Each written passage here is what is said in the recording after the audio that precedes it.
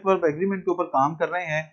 और last time rule number 4 के अंदर मैंने आपको कुछ वर्ड्स बताए थे, जैसा कि मैंने आपको कहा था कि न्यूज या फिर जो डिजीजेस होती हैं उनके नाम, उसके अलावा कोई ऐसी जो बुक्स हैं जिनका प्लूरल में लगे, या कोई ऐसी कंट्रीज अगर किसी का नाम जो है वो प्लूरल में है, जैसे यूनाइटेड नेशंस वगैरह या यूनाइटेड स्टेट्स, तो इनके साथ जो है वो मैंने आपको बताया था कि हमेशा हमारा जो वर्ब है वो कैसे आता है, वो सिंगुलर आता है। ठीक है, अब एक और चीज आपने ध्यान में रखनी है कि कुछ और वर्ड्स हैं, जैसा कि हमारे पास वर्ड है poultry, cattle, police, Varman, gentry, clergy etcetera. ये जो वर्ड्स हैं ये चाहे लिखने में हमें ऐसा लग रहा है कि ये सिंगुलर हैं, लेकिन ये सिंगुलर नहीं होते हैं। इनके साथ हमेशा जो हमारा वर्ब आता है वो प्लूरल आता है। अब आपने मेरा बेटा ये ध्यान में रखना है, ये पास पेपर के अंदर इससे रिलेटेड जो है वो मिस्टेक्स आई भी हुई हैं। आपने ये जो इस तरह के वर्ड्स हैं इनके साथ जो हमारा वर्ब आता है वो प्लूरल, जैसे एग्जांपल देखें, मैं कहूं the cattle is grazing in the grassland. तो देखिए यहां पे हमने क्या गलती की कि मैंने आपको बताया कि कैटल के साथ आगे जो हमारा वर्ब आता है वो हमेशा प्लूरल आता है, तो यहां पर हमने जो है वो उसे सिंगुलर वर्ब यूज किया है, तो ये हमारी जो है वो मिस्टेक कंसीडर की जाएगी। ठीक है जी। इसी तरह देखिए, जैसे मैं कहूं the police is advising the people. अब देखो मेरा बेटा यहां पर हमने क्या किया, पुलिस का वर्ड यूज किया और आगे जो हमने अपना वर्ब यूज किया है या जो हेल्पिंग वर्ब यूज किया है वो हमने क्या किया है, सिंगुलर यूज किया है। तो ये भी हमारी मिस्टेक है, ये हमारा वर्ब जो है वो प्लूरल में आना चाहिए। तो इस तरह के जो वर्ड्स हैं इनके साथ हमेशा हमारा जो वर्ड है, जो वर्ब है वो हमेशा प्लूरल आता है। ठीक है, अब एक और जो इंपॉर्टेंट चीज है वो मैं आपको ये बताना चाहता हूं। देखिए एक हमारे पास वर्ड है वेज, ये सिंगुलर वर्ब है, वर्ड है, तो इसके साथ आगे हमारा जो वर्ब है वो भी सिंगुलर होगा, जिसे हम कहते हैं कि हम कह सकते हैं कि पे। ठीक है, इसका प्लूरल क्या होगा, वेजेस। ठीक है, तो आगे हमारा वर्ब भी फिर कैसा आ जाएगा, प्लूरल आ जाएगा। लेकिन अगर वेजेस का जो वर्ड है इसको हम फिगरेटिवली लिखें जुमले के अंदर,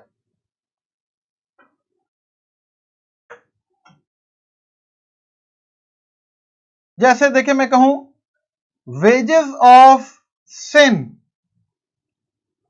ये गुनाहों की उजरत, तो लिखा तो ये वेजेस जा रहा है, लेकिन यहां पर इसका मतलब ये नहीं है कि तनख्वाह, पेमेंट, पैसे, ये फिगरेटिवली के गुनाहों की उजरत जो हमें सजा के तौर पर मिलती है ना, तो फिर जब फिगरेटिवली ये वेजेस लिखा जाए तो इसके साथ हमारा जो वर्ब है वो फिर सिंगुलर आता है।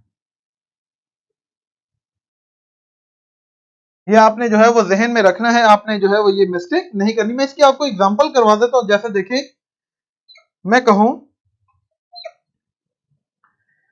women's wages is lower than men's।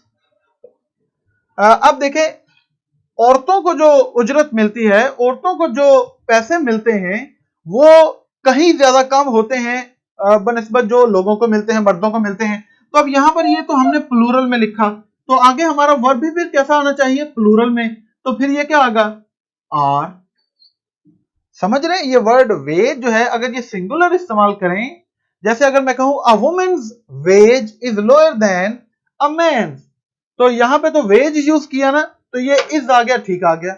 जब इसी को मैं प्लूरल में लिखूंगा तो आगे मेरा फिर जो हेल्पिंग वर्ब है वो भी प्लूरल में आना चाहिए। इसी तरह अगर मैं कहूं wages of sin is punishment, गुनाहों की जो उजरत है उसके बदले में जो मिलता है वो सजा है। अब ये फिगरेटिवली, यहां पे हम पैसों की बात नहीं कर रहे, तो इसके साथ जो फिर हमारा हेल्पिंग वर्ब आएगा वो हमेशा प्लूरल आएगा। ये बहुत इंपॉर्टेंट है, इसके अंदर आपने जो है वो गलती नहीं करनी। उम्मीद करता हूँ कि आपको समझ आ गई होगी। चले मैं अब इसको इरेज करने लगा हूँ। एक और कॉन्सेप्ट इसके साथ आपको समझा दूं मैं। अगला हमारा कॉन्सेप्ट है कलेक्टिव नाउन से रिलेटेड। इसी रूल के अंदर देखें, जो कलेक्टिव नाउन है इनके साथ हमारा जो वर्ब है वो सिंगुलर भी आ सकता है और वो प्लूरल भी आ सकता है। सिंगुलर कब आता है कि जब उस कलेक्टिव नाउन को एज ए ग्रुप जुमले के अंदर डिस्कस किया जाए। जब एज इंडिविजुअल्स उसके अंदर सबकी अलग अलग बात की जाएगी तो उस वक्त जो है वो हम अपना हेल्पिंग वर्ब जो है वो प्लूरल लगाएंगे। ठीक है जी। एग्जांपल देखें, जैसे कि मैं कहूं jury, committee, audience, team etcetera, ये सारे हमारे पास कलेक्टिव नाउन है ना। तो अब देखें, अगर मैं ये जुमला लिखता हूं, the team is playing better this season, ये जुमला करेक्ट है क्योंकि यहां पर हमने टीम को एज ए ग्रुप डिफाइन किया है। हम उस टीम के अंदर मौजूद जितने खिलाड़ी हैं हम सब की अलग अलग बात नहीं कर रहे। हो सकता है उसमें कोई ज्यादा अच्छा खेल रहा हो, कोई कम अच्छा खेल रहा हो, लेकिन यहां पर हम ओवरऑल टीम की बात कर रहे हैं। जब हम इस कलेक्टिव नाउन को एज ए ग्रुप लिखेंगे तो हमारा हेल्पिंग वर्ब जो है वो फिर सिंगुलर आएगा। इसी तरह अगर मैं ये जुमला लिखूं, the team are deciding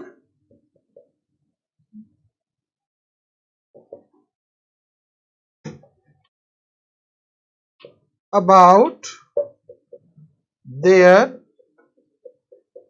captain, team जो है वो अपने कप्तान के बारे में डिसाइड करे। अब देखिए, ये हर किसी का अपना अपना डिसीजन है। यहां पर हम एज इंडिविजुअल बात कर रहे हैं। जब कलेक्टिव नाउन को इंडिविजुअल के तौर पर लिखा जाएगा तो फिर उसके साथ हमारा हेल्पिंग वर्ब जो है वो हमेशा प्लूरल आएगा।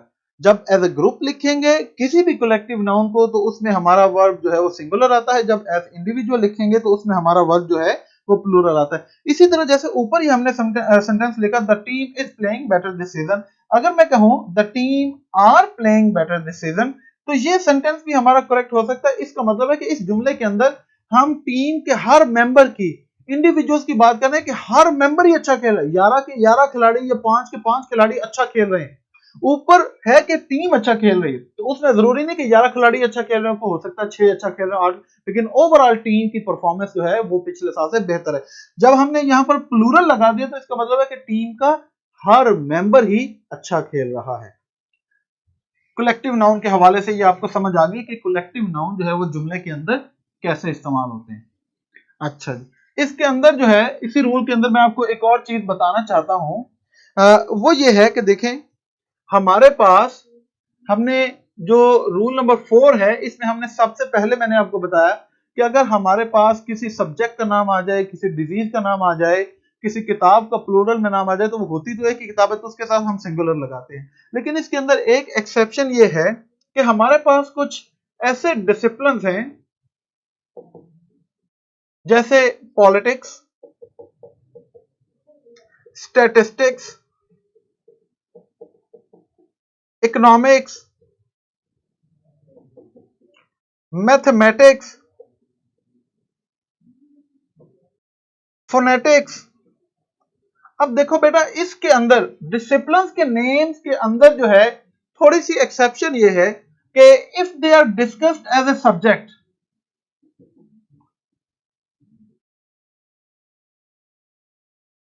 अगर तो इनको हम सब्जेक्ट के हवाले से सेंटेंस के अंदर लिख रहे हैं तो जो हमारा वर्ब है वो सिंगुलर आता है। ठीक है,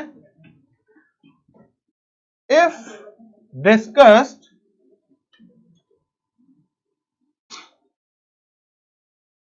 एज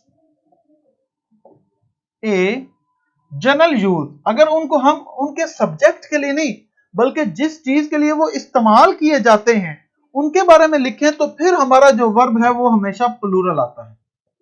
मैं इसकी एग्जांपल आपको करवाता हूं ताकि आपको समझ आ जाए। देखें, मैं कहूं हर politics is broadening,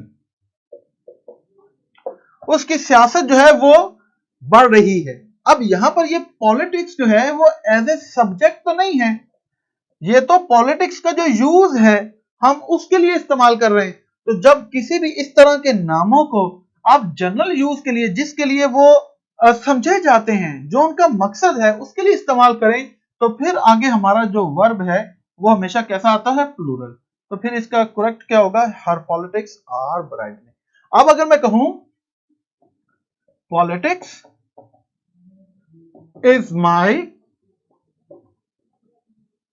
favourite subject, politics मेरा फेवरेट सब्जेक्ट है। यहां पर पॉलिटिक्स देखिए हमने सब्जेक्ट के तौर पर इस्तेमाल किया, तो यहां पे हमारा हेल्पिंग वर्ब कैसे आएगा? फिर यहां पे हमारा हेल्पिंग वर्ब सिंगुलर आएगा। ठीक है, समझ आ गई? तो जब भी इसी तरह इन वर्ड्स को आप सब्जेक्ट के ज़मरे में लिखेंगे तो फिर हेल्पिंग वर्ब सिंगुलर लगाएंगे। अगर इनके इस्तेमाल के लिए लिखेंगे तो फिर आप उसके साथ हमारा हेल्पिंग वर्ब जो है वो प्लूरल लगाएंगे। ये अब आपने गलती नहीं करनी, इन चीजों को आपने ज़हन में रखना है।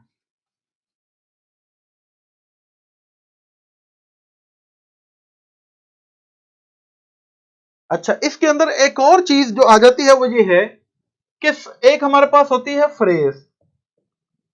फ्रेज क्या होती है? Group of words. इसका मतलब है कि ये अल्फाजों का मजमुआ है, 2 3 4 वर्ड्स इकट्ठे लिखे होंगे। तो फ्रेज के साथ हमारा आगे वर्ब कैसा आना चाहिए? तो अगर हमारी फ्रेज सिंगुलर है तो उसके साथ फिर वर्ब भी हमेशा हमारा सिंगुलर आएगा। अगर हमारी फ्रेज प्लूरल है तो फिर आगे हमारा वर्ब भी प्लूरल आएगा। ये तो बड़ी अंडरस्टूड है, लेकिन आपने इस बात से नहीं कंफ्यूज हो जाना कि शायद 2 3 वर्ड हैं तो ये तो बात कर रहे हैं, ये जमा हो गए, ज्यादा वर्ड हो गए तो हमें प्लूरल लगाना नहीं। एग्जांपल देखिए, मैं कहूं to become an opera singer, opera singer बनना। अब देखिए, it is a phrase, group of words हैं, लेकिन ये एक सिंगुलर फ्रेज है। सिंगर बनना तो एक चीज की तरफ इशारा कर रहे हैं, तो आगे हमारा जो वर्ब आना चाहिए वो कैसा आना चाहिए? वो भी फिर सिंगुलर आना चाहिए। तो मैं कहूं takes a lot of training.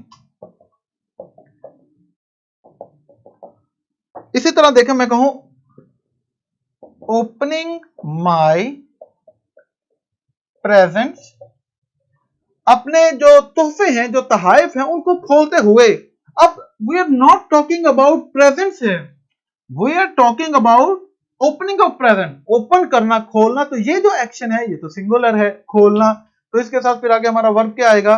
वो भी आगे सिंगुलर आएगा। तो मैं कहूं ओपनिंग माई प्रेजेंट्स वॉज, या फिर वर एक्साइटिंग। कैसा था बताएं? सिंगुलर आएगा ना, वॉज एक्साइटिंग। हाँ जी, समझ आ गई? तो आपने फ्रेज को भी मद्देनजर रखना है। अगर हमारी फ्रेज सिंगुलर है तो फिर आगे हमारा वर्ब भी सिंगुलर आएगा। अगर हमारी फ्रेज प्लूरल बन जाए तो फिर हमारा वर्ब भी आगे प्लूरल आएगा। चलें जी, आगे चलते हैं।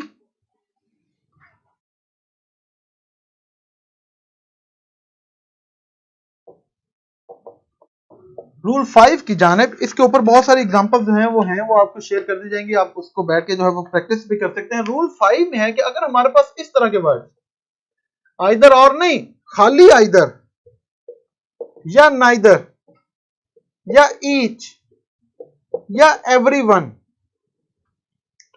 मैनी या एटसेट्रा, अगर इस तरह के वर्ड्स आ जाएं तो आगे हमारा जो वर्ब है वो हमेशा सिंगुलर आता है। अगर ये वर्ड्स जुमले के अंदर सब्जेक्ट के साथ जुड़े हों, सब्जेक्ट के तौर पर काम कर रहे हो, तो आगे हमारा वर्ब कैसे आएगा? वो हमेशा सिंगुलर आएगा। एग्जाम्पल, मैं कहूं every one of the boys dash love his parents.